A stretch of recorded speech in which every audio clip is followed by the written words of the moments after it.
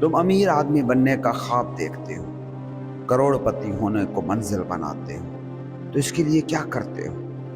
اس کے لیے تم کسی ایسے شخص سے متاثر ہوتے ہو، اس کو اپنا آئیڈیل بناتے ہو جو کروڑپتی ہو، جو کسی فیلڈ میں کامیابی کی معراج پر ہو۔ اب تمہارا مائنڈ کیا کرتا ہے؟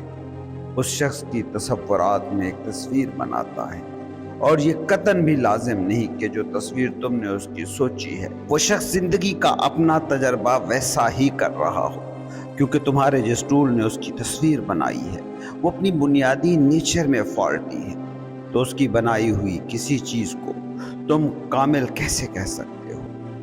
وہ تصویر جو تمہارے دماغ نے محفوظ کی ہے وہ اس شخص کی تصویر نہیں، وہ اس پرسیپشن کی عکاسی ہے جو تم نے اپنے فالٹی حواس اور فالٹی مائنڈ کی مدد سے تراشی ہے۔